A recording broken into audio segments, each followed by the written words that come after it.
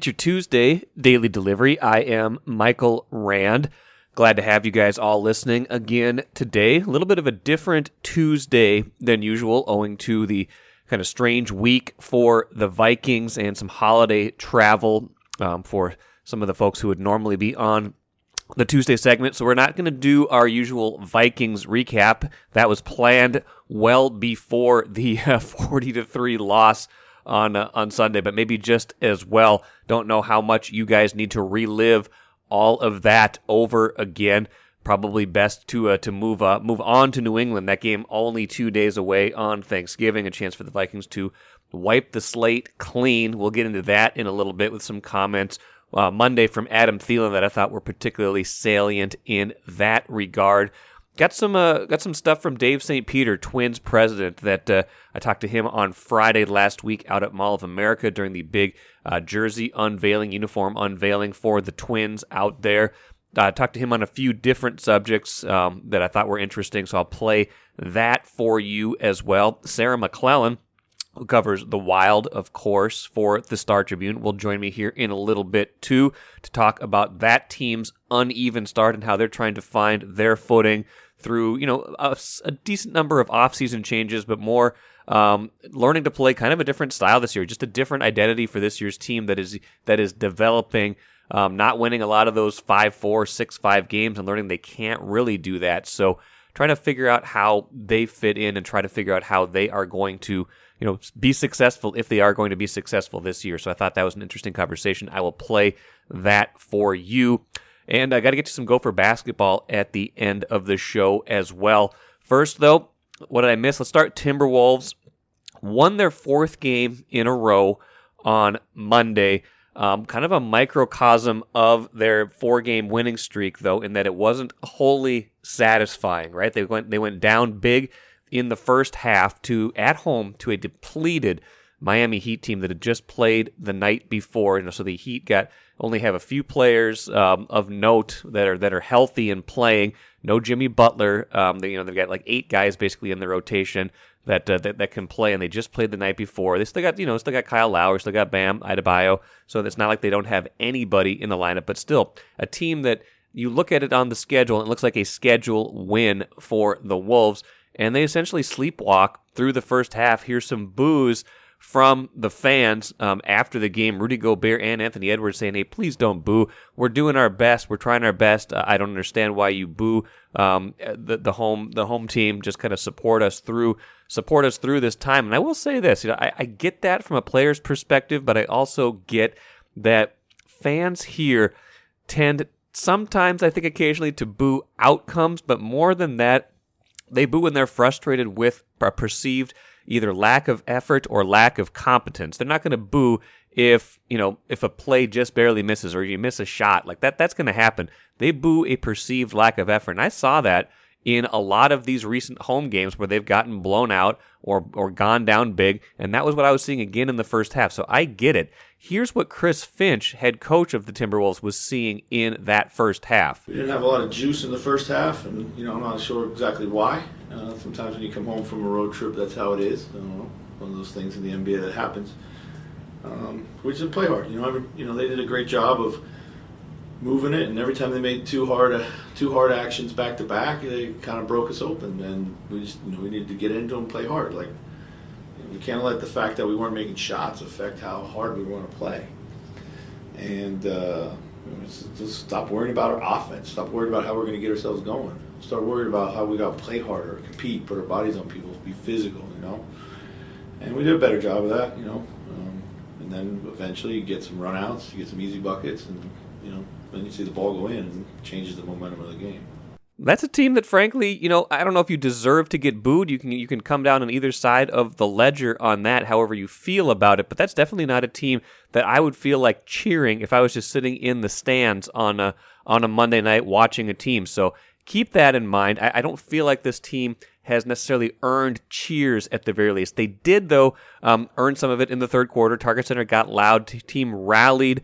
Took an 8-point lead at one point in the third quarter, watched it disappear in the fourth, but got it back, made some good defensive plays down the stretch, get the 105-101 win, get themselves over .500, an important marker. They're now 9-8. Again, not the start they necessarily wanted, but as they're trying to figure this out, a win is a win, and that was also part of Chris Finch's message after the game. We take wins right now, man. We're trying to figure things out, and still improve on our habits. Like we'll take all the wins we can get right now. It's no time to be picky.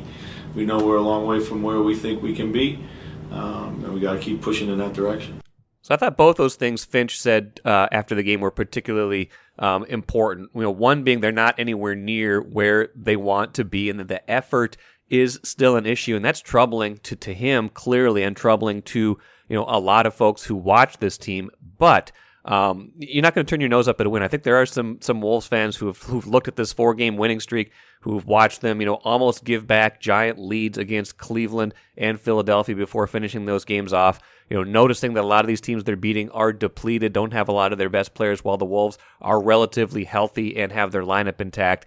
Yeah, all of that is true. But at this point in the year, at any point in the year, you don't turn your nose up at a win. You've got to just understand that this is a long year, and you're going to have some ugly wins. And if you have 4 of them in a row, or a bunch of them as part of a 4-game winning streak, that's life, and that is part of the NBA. So I think the Wolves, I don't know if they're trending necessarily in a massively right direction, but I would say 4 in a row is better than losing 4 in a row, and 9-8 sure feels a lot better to them than 5-8 did not too long ago. On the subject of winning and effort and character, I thought this from Vikings wide receiver Adam Thielen on Monday was interesting as well. And by the way, when reporters talked to Thielen on Monday, he had not yet watched the film, he said, of Sunday's game, did not want to look at it, said he probably would later. But that just tells you that some players love to watch the film immediately, kind of pick things apart. I think the team needed a little distance from that game, trying to further distance themselves with this opportunity to play New England on Thursday. Here's what Adam Thielen said about that process. Yeah, I think it's important for a few reasons. I think it's important to just kind of get that bad taste out of our mouth, to say, hey, that wasn't us, and to say again, this is who we are. This is who we want to be moving forward, and this is what we need to do to win games. But I also think it's going to show what kind of character this team has, what kind of leaders this team has, this organization has, how we respond after a game like that. How are we going to come out of this off of a tough loss and a blowout loss at home? How are we going to respond to that? And so I'm looking forward to that. I'm looking forward to just showing that this is a team full of guys that want to be great and want to do the little things and are going to learn from stuff like that, not let it get to us. So I'm excited for that, to see how guys respond tomorrow, honestly, how guys treat these walkthroughs and meetings and how locked in they are. And I'm excited to see that because I really feel like we have a lot of really great guys that are going to do it the right way, and they're really going to take this as a positive thing, what happened yesterday, and learn from it. And know that we can't ever let that happen again. And I think he's right. I think this is an important game for a number of reasons. I think you don't want to see the record start to slide. You don't want to see a trend emerge with losses, with poor effort. And I think he's right. You do see how leadership emerges in adversity. You saw it. You saw it early in the year. The Vikings haven't had a ton of adversity after games, right? They've had adversity in games that they've played through very well. They haven't had a lot of adversity after games. This is only their second loss. They responded to their first loss of the year with a 7-game winning streak, the first of which they came back from 10 points down in the fourth quarter to beat the Lions. That game could have gone sideways at any point and looked like it could until a late touchdown saved the Vikings in that game. So I think we will learn a lot about the Vikings in this game, and I want you to remember what Adam Thielen said as you watch Thursday's game with your belly perhaps full of turkey. Take a playcation to Mystic Lake. With 24/7 gaming, the good times never have to end. And you can satisfy your cravings at our restaurants and bars. Or relax in one of our luxurious hotel rooms. Those that play together, stay together. And don't forget to join Club M so you can spark new memories and bask in the rewards along the way. Follow the lights to Mystic Lake, where every day is play day. I'm happy to be joined today by Sarah McLellan, Star Tribune Wild beat writer.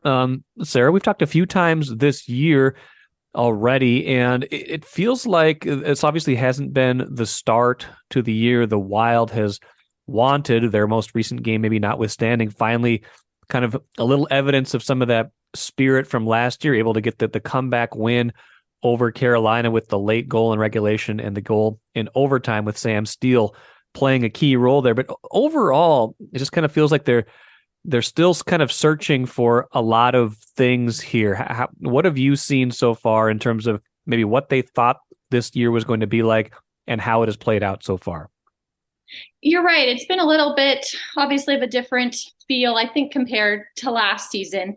But I think that's been the big takeaway, is that even though there are so many players from last season's team still here, this is still a different team. And so I think what we've seen so far is a new team still kind of finding what works for this version of the Wild. And so, you look at the beginning of the season, a lot of those games, the high scoring, kind of back and forth battles against, the Rangers, the Avalanche, the Kings. Those were games that, the Wild were usually winning last season, and obviously they didn't this season. I think that was kind of one of the signs that, okay, this is a different team. It's a different composition. It's a different formula for success. And then you kind of saw the teams kind of settle into more of the 3-1 low scoring type of games during that first long road trip, and the team started to have success.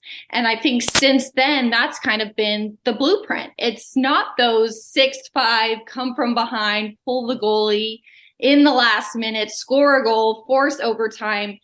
It's, timely scoring, opportunistic scoring, and then just getting really stout, stingy defending to, pull out a 1-0 win on the road in Seattle. And so I think the more that the team produces that way and has more success, they'll probably get more comfortable in that type of game, because it is a different feel to be, scoreless or tied after 2 going into the third period. The margin, of error at that point is so slim, and it's really like one play that can make or break the game in the team's favor. And so I think we're starting to see more and more, especially, the win on Saturday against Carolina is that another example of that.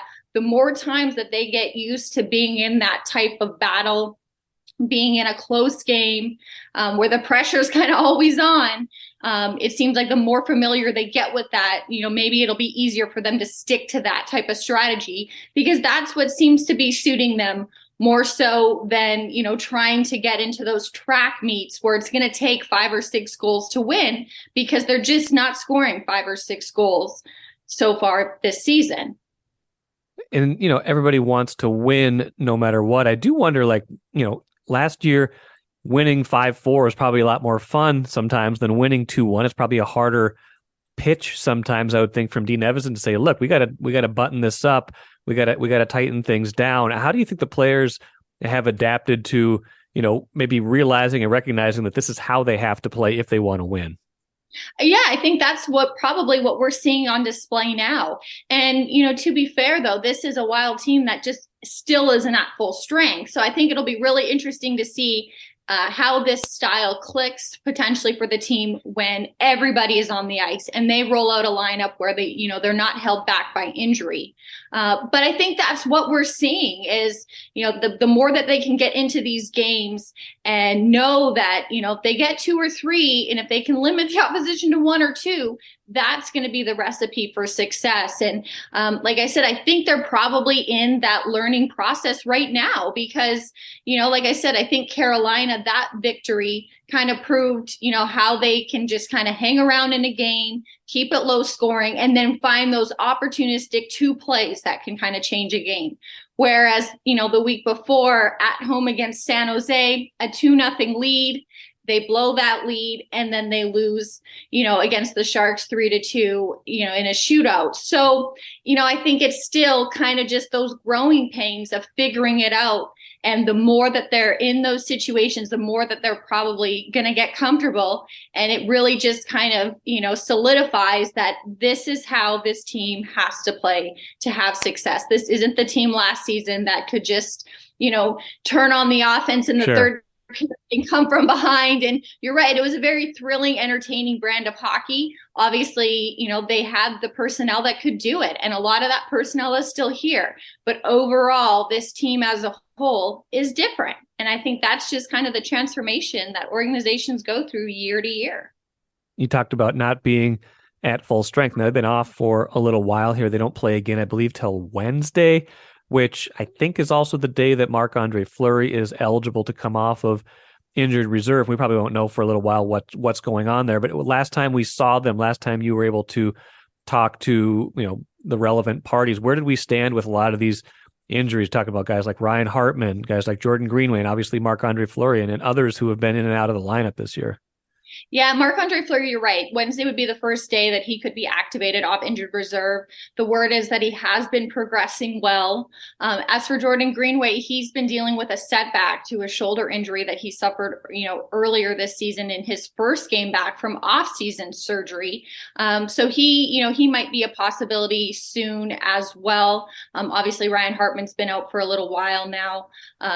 So it's still a team that is missing, three key players. These are players, obviously a starting goalie. Ryan Hartman had been centering the number one line, and Jordan Greenway is obviously a big part of this forward group. And especially when he's been playing with Marcus Foligno and Joel Eriksson Ek, that's been one of the most dominating lines in the NHL when they've been together, but they just haven't really had that opportunity to have consistent ice time together. So those are big pieces of the puzzle that are subtracted right now for the Wild. Having said that, the games still go on, the schedule is still being played. So I think that's why we've obviously seen a lot of line juggling, a lot of shuffling, and a lot of players getting opportunities that maybe they wouldn't otherwise. Again, that victory against the Hurricanes on Saturday was a perfect example of that. Obviously, Philip Gustafsson is in net now. He obviously kind of reset after that loss previously to Pittsburgh, only giving up one goal. And then, Sam Steele is the latest to center this top line between Kirill Kaprizov and Matt Zuccarello. And he picked up 2 points, scored the game tying goal, and then set up Alex Goligoski for the overtime winner. And Goligoski has mostly been a healthy scratch this season, but he draws into the lineup. And so there's opportunity to be had. And, you look at a win like that, again, it's in the scheme, it's in that low scoring strategy that the team wants to play, but it's other players stepping up to capitalize on opportunity that, a few games ago might not have even been in the lineup.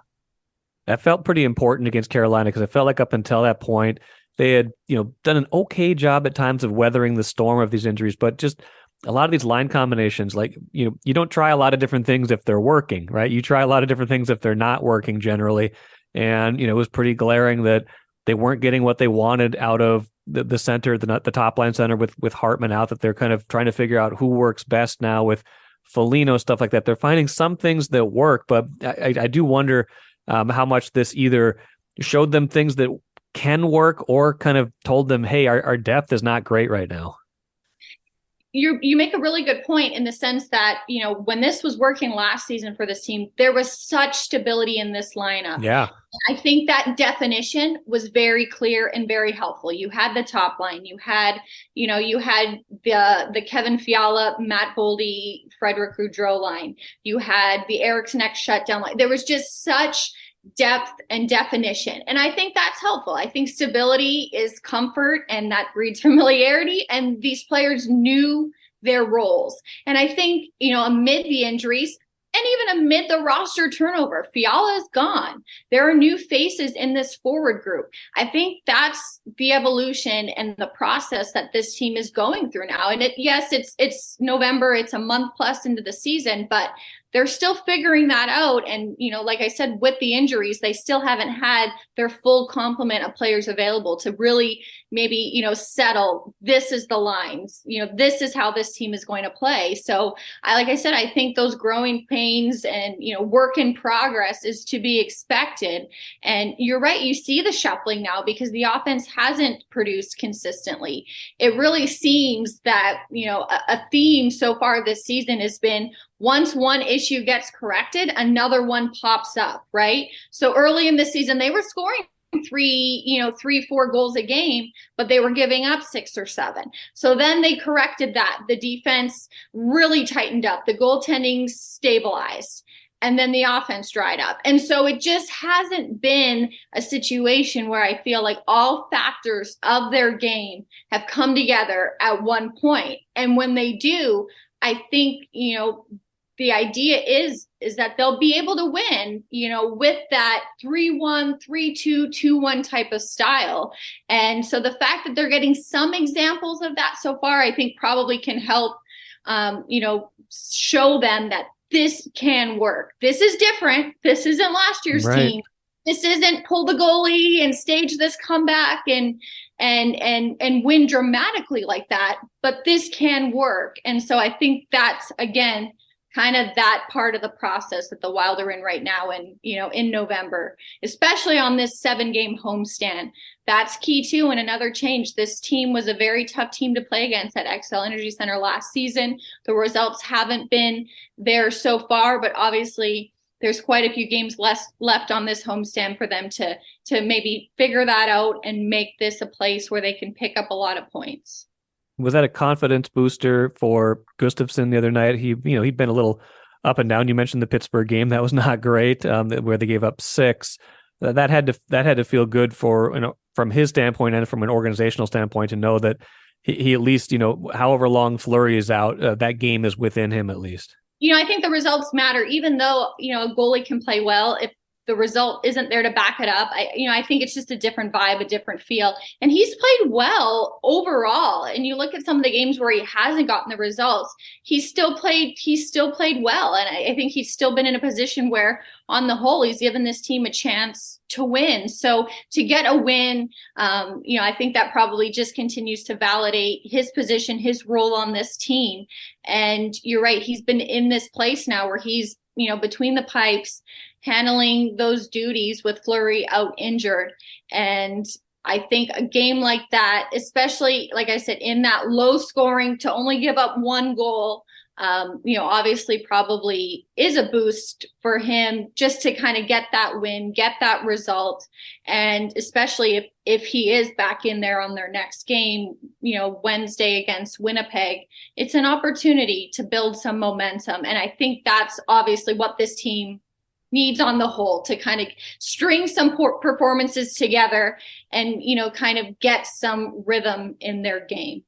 Couple final thoughts here, talking with Sarah McLellan, Wild beat writer, Star Tribune. One player that they were, I think, counting on to a certain degree this year, Marco Rossi, has been up and down the lineup, a guy that's gotten chances, high, low, wherever you want to go. Where do you think they feel like he's at right now? I think what we have heard is that, they feel like he's playing well. The production just hasn't been there. And maybe that's part of him wanting to come in, and be so focused defensively and be a smart, responsible player. And maybe that, just has been there, but obviously the offense hasn't. And I think, that this is, again, maybe it's the word of the season, process, that I think very much applies to him, the team, that, he is figuring this out, but he's, obviously a very high draft pick, comes in as a very offensive player from the past. And obviously that helps shape expectations and roles and what a player could be. You saw earlier, obviously, in the season, for him to pick up his first NHL point and get an assist, how much it looked like that might have been a relief for him to contribute, since, that is the big expectation, that he is a producer and he is a playmaker and he can be this center that this team has long needed to come in and stabilize that part of the lineup. So, I think it's just part of that transition to go from the minors to the NHL. But, that part has been missing. But again, a lot of players are not scoring at a consistent clip, and that's been a team-wide problem. So it's not anything new that it just hasn't been there just for him. There's other players that obviously haven't contributed, but he's obviously doing it under the microscope of being a rookie, a prized rookie, a prized draft pick, getting this opportunity with the Wild this season after making the team at a training camp. Final thing, I forget about it occasionally. I'm sure other people don't forget about it, but this is still, year one of dealing essentially with the fallout from the buyouts from Suter and Parisi. I think somebody tweeted the other day, hey, there's $13 million worth of the Wild salary cap playing in a different game. Must have been Islanders, and I can't remember who. Must have been Dallas against the Islanders, right? If that's Suter and Parisi now. As we can't forget about that, right? I mean, they certainly feel it every day. And it's just kind of interesting to think about how they are navigating that right now and how that's going to be the reality for a few years going forward. You're right. That is very much a reality for this team. And you see it obviously probably most clearly in the offseason when a lot of that roster turnover happens and players are signed or traded, brought in, on the move. But you're right. It's just part of this team's financial picture for the present, for the future. And it's just not going to go away right now. But I feel like regardless, this is a team that is in a point because of last season to kind of, take a step this season that'll probably really determine the direction. Last season, obviously the most successful in franchise history. What do they do for an encore? That was always probably going to be a big question and a big next step to watch this season, regardless of what their books look like. I don't think we have all the answers yet, but maybe that will start to come into focus with the next 15 or 20 games going forward. Sarah McLellan, good stuff as always. Follow her coverage, Star Tribune, StarTribune.com. Next one, like you said, Wednesday against Winnipeg, and we will talk soon. Take care. Good stuff from Sarah as always, and if the Wild is going to kind of reset itself and find its footing, find its bearings, it's a good time to do it. They've still got 5 more games at home. Kind of not a leisurely pace, but they don't have any home back-to-backs, at least as part of this homestand. They do have a game right after their last of that homestand, a Saturday, Sunday on December 3rd and December 4th. But 5 in a row, some time in between games, a chance to maybe get a little bit healthier, and we'll see what they are able to do with that and get their season to where they want it to be. Like I mentioned at the jump, I wanted to play some stuff I got from Dave St. Peter, Twins president, on Friday when I was out at the Twins uniform unveiling. Some interesting thoughts he had on just kind of the rebrand, what it means, where the team is at, and I also snuck in a question about my favorite subject, TV, and how fans are going to be able to watch or not watch the Twins in 2023. Dave, like how when you do a rebrand like this, you got to be sensitive to a lot of different things. Like what did you think about the whole process and just like trying to put it all together? It was incredibly thorough. We talked to literally hundreds of people, season ticket holders, avid fans, casual fans, current players, alumni players, corporate partners. I think that through those conversations, there was a wide range of loves and loathes. But at the end of the day, it's a balancing act around how do you celebrate the history of your franchise, pay homage, so to speak, but yet move the brand forward in a compelling, more progressive way. And I think the goal here was to find that balance, and I'm optimistic that we were able to do that. Now, none of this brand really, to me, comes to life until you wear it on the field, and in some cases, maybe until you, frankly, win a championship. In 1987, they had new threads. That was the last time we went through this 35 years ago. But let's be honest, the beloved M from that era didn't really become beloved until that team probably won the World Series.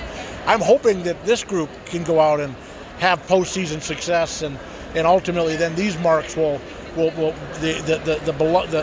way they're viewed, it'll be accelerated, so to speak. To that end, I mean, the way you finished last year wasn't how you wanted to finish, obviously. The way you started the year, looked like you guys were on the right track. Yeah. Injuries, everything like that happens. Does it become more challenging to put things out like this when you aren't coming off the most successful season? People are going to be like, who cares? But who cares about the jerseys? Play the game. Yeah, I mean, in the social media world we live in, there's always going to be a lot of noise. Yeah.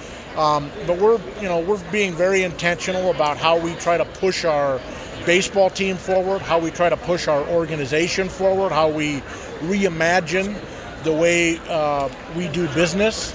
I think it's imperative that we do that as a baseball team in in an environment that's wildly different than it was 5 or 10 years ago. So for us, pushing the brand forward as a refresh, particularly when we haven't really done it for 35 years, is probably overdue. And I think you just have to, at some point, put the blinders on, kind of block the outside noise and push forward. And the haters are going to hate. My hope is that, what we did today, people feel good about and can be proud of. And I think over time, I'm certain that that'll be the case once our guys start playing games and, more importantly, winning games in these uniforms. You guys have been through a lot in the last few years, the good and the bad, everything that's been, the COVID era, things like that. Tell me some things that make you optimistic on the field for 2023 or even just beyond that. Young pitching. I think it's been slow to get here.